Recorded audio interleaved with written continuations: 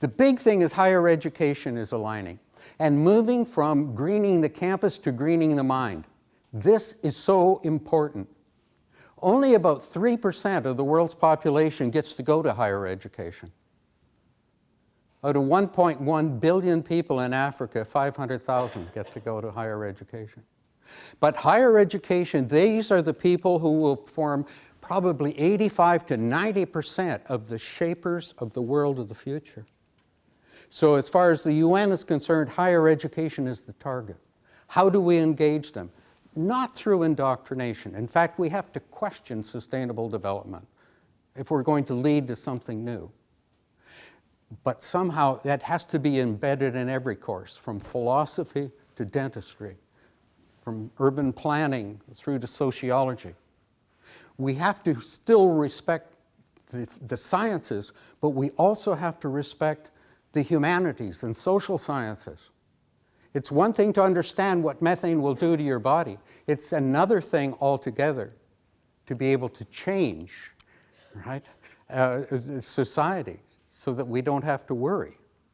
How are we going to bring about changes in production and consumption without the social sciences, which are carrying?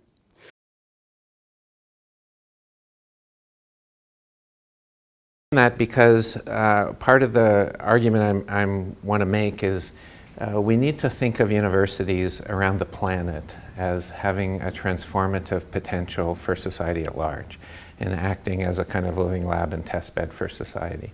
The post-secondary sector in general, I think, is a critical part of the transition because we can do stuff nobody else can do. And I'll come back to that point a little later on. And then we teach it and we research it. Nobody else can do those things. So we have a huge opportunity, but also, I believe, responsibility to think of our institutions as critical parts of the transition of everybody to a sustainable future, which is a non-trivial kind of task. Now, the interesting question is, so we got a student in bioresource engineering, and you got a student in Italian literature, both doing a sustainability pathway. What's common? Right? They're totally different programs, totally different course structure, but what's common if they're both doing sustainability? We think these four things are common, no matter whether you're in engineering or science or social science or humanities. Some kind of recognition of interconnectedness,